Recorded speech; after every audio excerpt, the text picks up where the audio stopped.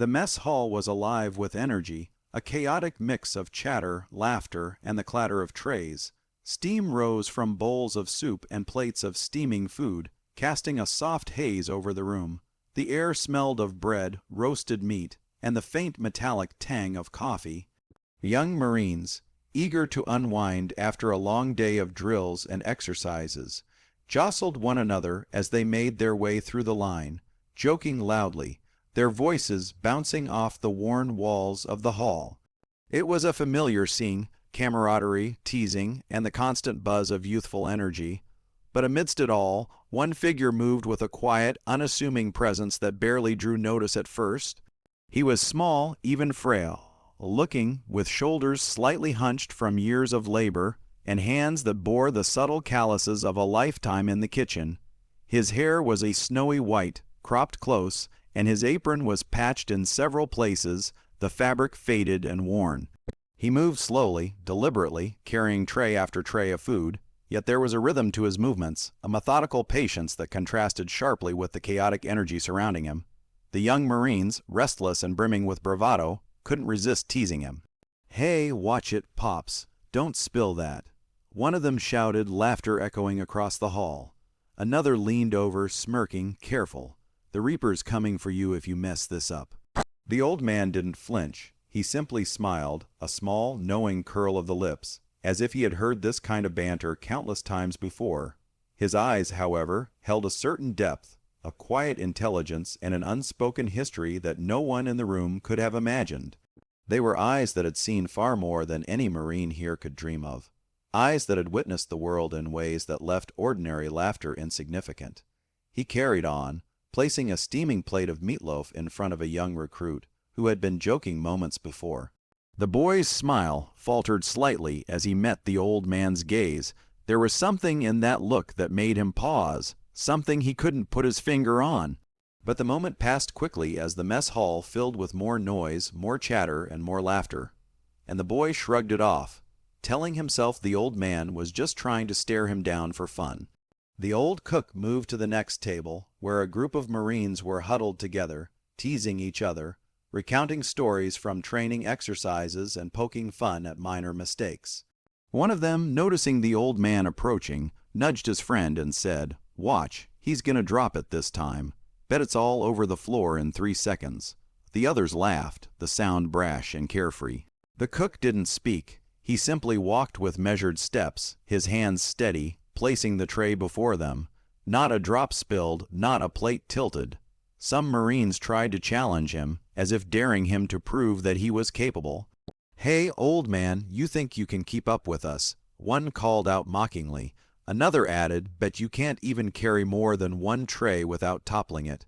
The room erupted into laughter. The old man paused for a brief moment, then nodded slightly, almost imperceptibly, and continued. He carried tray after tray with precision, each step deliberate, each motion deliberate, as if the chaos around him had no power to disrupt his calm. Despite the teasing, there was a quiet rhythm to the way he worked, a subtle grace that went unnoticed by most, but was there nonetheless. The clatter of trays and the noise of conversation contrasted with the slow, confident movements of the old cook. Some of the newer Marines began to notice it, a faint, almost instinctual respect that they didn't understand yet. They shrugged, masking it with laughter and jokes, but a small seed of curiosity had been planted. As the old man moved along the line, he occasionally muttered words under his breath, almost inaudible, a quiet cadence that carried no obvious meaning to those around him. He would hum softly, a tune that sounded familiar yet ancient, like a memory passed down through time. It was almost hypnotic, and for a few moments even the loudest, most rowdy Marines found themselves distracted, caught in a strange tension that made the room feel heavier. No one knew it yet, but the old cook's presence in the mess hall carried a weight far beyond his small stature and quiet demeanor.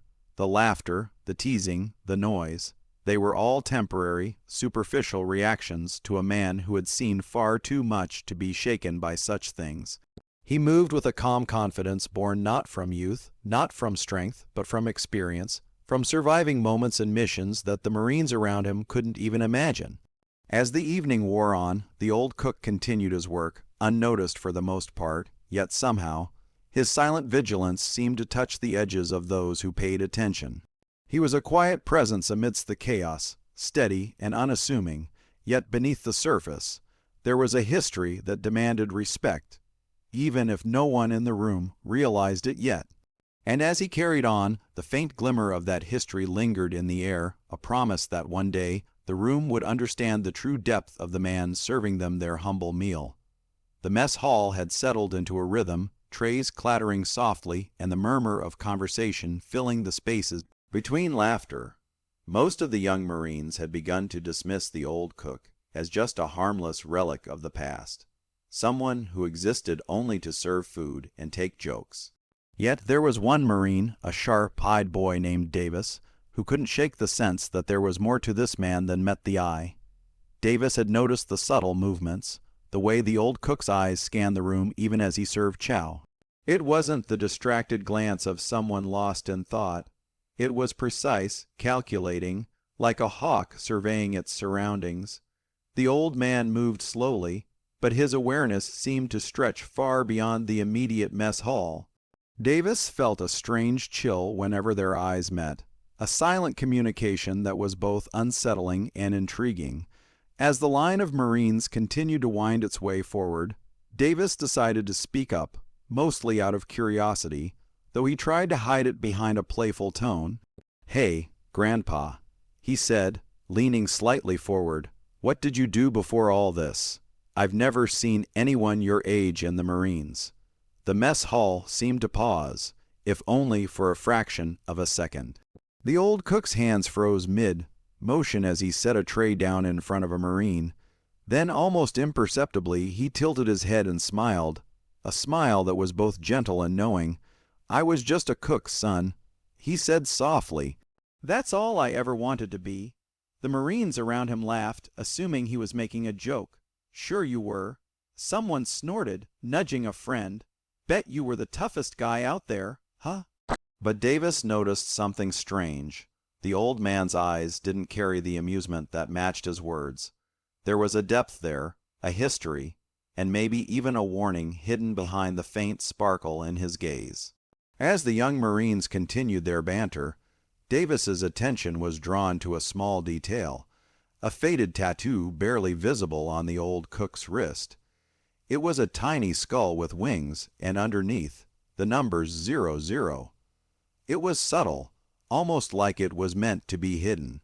But to someone looking closely, it was unmistakable, a mark of someone who had once belonged to an elite unit, someone who had seen danger and walked away, changed forever. Davis couldn't understand it, not fully, but he felt a shiver run down his spine. The old man moved to the next table, where a group of Marines were sharing stories about field exercises. They laughed loudly, unaware of the sharp eyes on them, the quiet observation of the man standing before them. One of them tossed a playful comment at the cook. "Hey, slowpoke, you gonna serve that or just stare at us all night?" The old man's hand paused mid-motion. For a moment, it seemed as if the laughter bounced off him like water against stone. He was unmoved, unbothered. Then, in a low voice almost to himself, he muttered words that none of the Marines caught clearly. Something like a name, a call sign. It was faint, barely audible, and yet, for Davis, it hit differently. There was a weight in it, a seriousness that cut through the noise of the hall. He couldn't hear the words clearly, but he felt their impact reverberate through the room, even if no one else realized it. The old cook continued his work, moving methodically from table to table, yet a subtle change seemed to ripple through the mess hall. The youngest recruits, normally brash and loud, began to notice the careful precision of his movements. Not a plate spilled, not a tray wobbled. There was a quiet authority in the way he carried himself, a command that demanded respect even without a word spoken. One Marine, bolder than the rest, finally asked aloud, "So, what's the story, really? You some kind of old hero or something?" Laughter followed, but this time it was nervous, hesitant. The old man simply looked at him, eyes steady, lips pressed in a faint line. He said nothing, yet the silence he imposed was louder than any words could have been. Davis felt a strange mix of fear and fascination.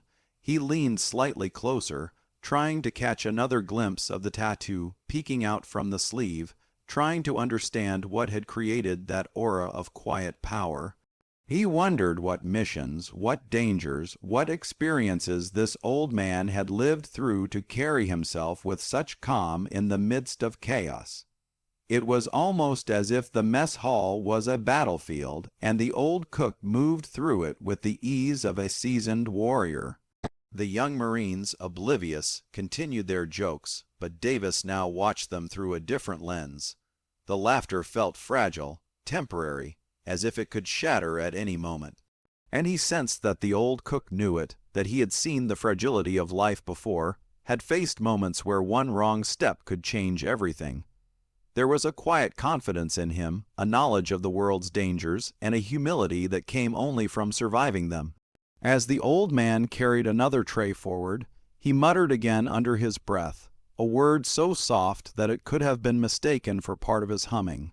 But Davis caught it, a single phrase that seemed to hang in the air, heavy and significant. He didn't understand it yet, but a part of him knew it mattered. Something about the tone, the weight of the word, made the room feel smaller, more intense. And for the first time, Davis realized that this seemingly simple old cook was not what he appeared to be. From that moment on, the mess hall was subtly different for Davis. He could no longer see the old man as just a frail cook.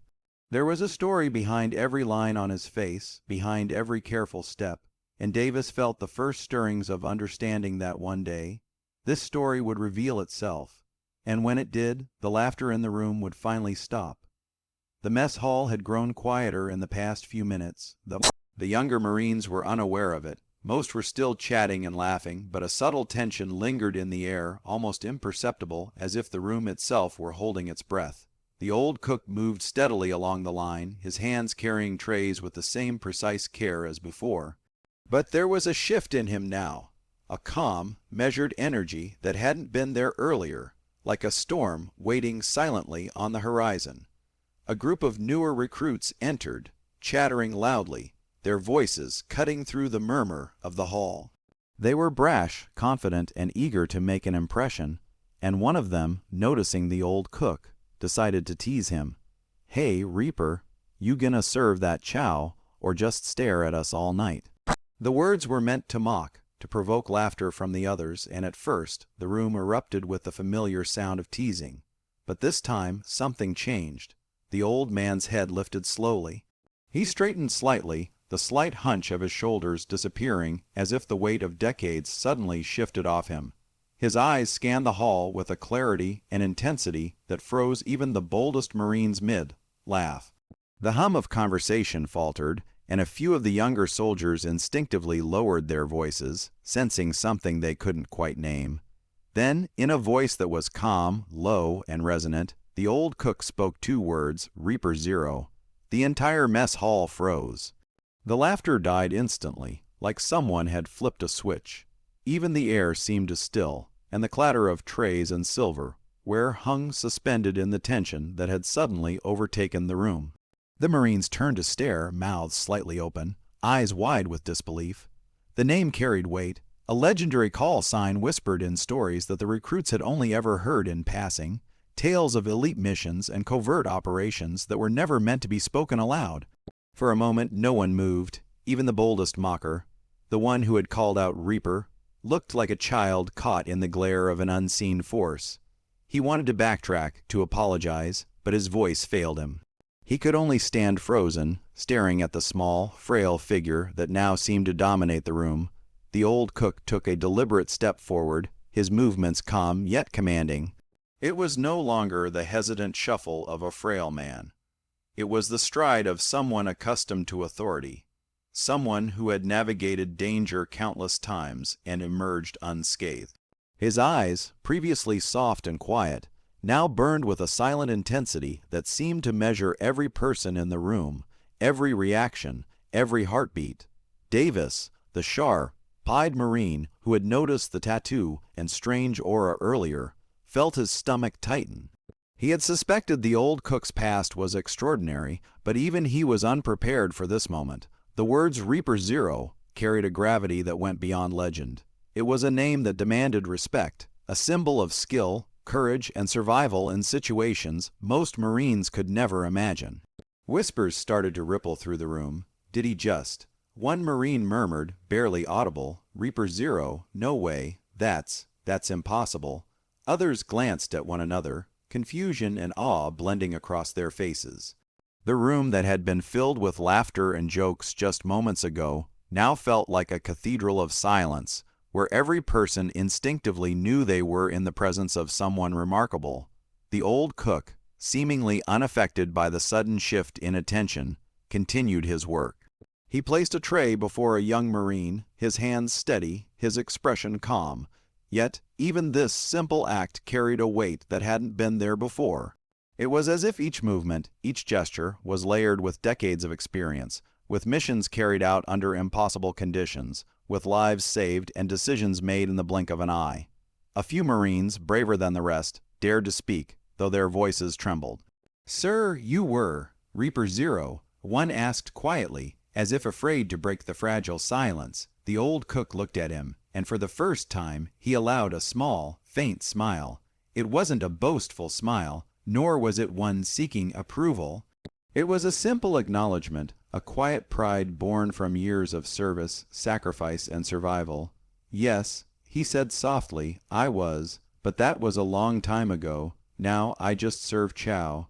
His words were simple, almost humble, but they carried the weight of a life that few could comprehend.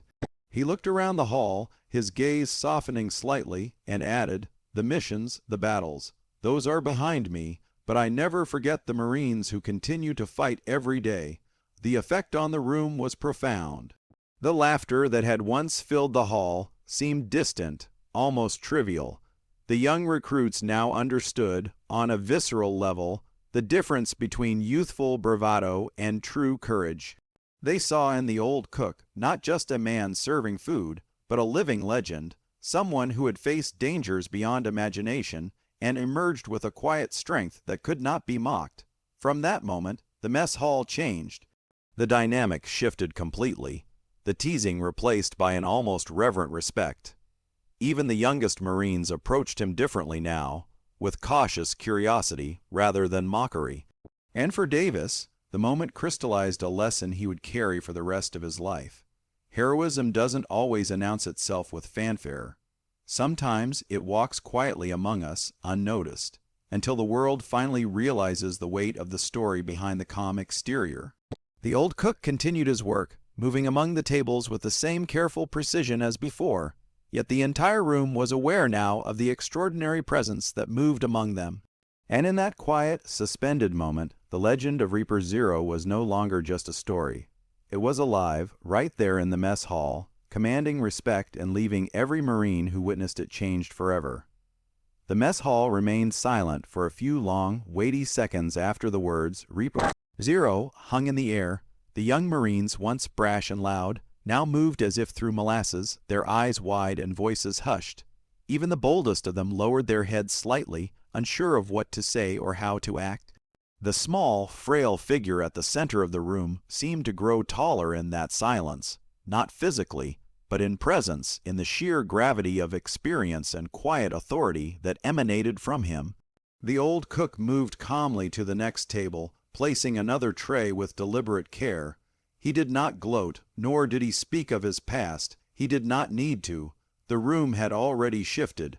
Respect had replaced laughter, awe had replaced mockery, and the energy in the hall had been forever altered. Every Marine, from the youngest recruit to the seasoned sergeant, felt the weight of his presence and understood, instinctively, that they were witnessing something extraordinary. Davis, who had been watching intently throughout the unfolding moment, felt his chest tighten. He had suspected the old cook's past was remarkable, but the revelation of the call sign, the legendary Reaper Zero, was more than he could have imagined. It wasn't just a story or a rumor now. It was real, embodied in the quiet, steady man who moved among them with trays of food. seemingly ordinary yet undeniably extraordinary. A few of the Marines dared to whisper among themselves, "Is it really him?" One murmured, "Reaper Zero." Another shook his head, voice barely audible, "I thought that was just a legend, a story old Marines tell to scare new recruits." The young voices carried a mix of disbelief and reverence, a combination that filled the hall with a peculiar tension. The old cook, aware of the whispers but unmoved by them, continued his work, never rushing, never faltering, every movement precise and measured. One of the braver young Marines finally spoke up, his voice trembling. "Sir, you really were Reaper Zero?" he asked, almost afraid of the answer. The old man paused, lifting his head slowly. For a moment he looked around the room, meeting the gaze of every Marine as if assessing their understanding, their respect, their readiness to accept the truth. Then he smiled, a small, humble smile that held decades of experience, danger, and quiet pride. "Yes," he said softly, his voice calm but carrying an unmistakable authority, "I was. But those days are behind me now. Now I serve Chow. That is my mission today." The words were simple, almost understated, yet they resonated with profound meaning. The room was no longer filled with noise. It was filled with understanding, a collective awareness of the man before them and the life he had lived. The young Marines exchanged glances, a silent acknowledgment passing among them. They had laughed at him before, called him frail and slow, and mocked him without thought. But in that instant, every previous jest felt trivial, naive, and almost shameful. They had glimpsed a truth far larger than themselves, a life of courage, sacrifice, and quiet heroism that could not be measured by age or appearance alone. Davis felt a surge of admiration, mixed with a sense of humility. He realized that heroism did not always roar. Sometimes it moved quietly among the ordinary, unnoticed, until the moment came when the world, or in this case, a hall full of Marines, finally recognized its presence. And in this small, bustling mess hall, surrounded by chatter, trays, and steaming food, heroism had made itself known. The old cook continued to move among the tables, now greeted with nods of respect and murmurs of gratitude. Marines who had once called him old or slow now approached him with cautious reverence. They asked for stories not out of mockery, but from genuine curiosity. They wanted to know about the missions, the experiences, the moments that had shaped him, though he answered sparingly, revealing just enough to inspire wonder while keeping the full depths of his past safely guarded. A sense of calm authority settled over the room, replacing the earlier chaos. The laughter was gone, replaced by a quieter, more meaningful connection between the Marines and the man who had once been a legend. Even the youngest recruits, who had entered with loud bravado and careless jokes, now carried themselves differently, inspired by the quiet strength before them. At one table, a group of recruits shared a glance, a mutual understanding dawning. "He's the real deal," one whispered, "not just stories, not just legends, he's everything they say and more." The acknowledgment spread through the hall subtly, unspoken but felt by all. The mess hall had transformed from a place of casual humor into a place of respect, a small sanctuary where the weight of history and courage could be quietly honored. The old cook served the last of the trays, paused for a moment, and looked around the hall once more. He didn't seek applause, nor did he crave recognition. His satisfaction was quiet, private, derived from knowing that the young Marines had learned something important, that courage, heroism, and dignity could be embodied in the most unassuming forms, and that respect earned quietly often outlasted the loudest voices. As the Marines began to eat, the energy in the room shifted again, not back to the old laughter, but to a calm, shared sense of appreciation. They understood now that the old cook, once the target of jokes, was someone extraordinary. He had carried a life of danger, of covert missions, of battles fought in silence, and yet here he was, serving them food with the same careful hands, the same quiet dignity, as if that were the most natural thing in the world. And in that mess hall, amid the smell of food and the hum of conversation, the legend of Reaper Zero became more than just a story. It became a A lesson that true bravery doesn't always announce itself with fanfare. Sometimes it simply serves quietly, moves patiently, and waits for the moment when the world finally recognizes its worth. The Marines would never forget that night, and neither would anyone who witnessed the calm, unassuming hero standing among them, serving not just food, but respect, courage, and inspiration on every tray.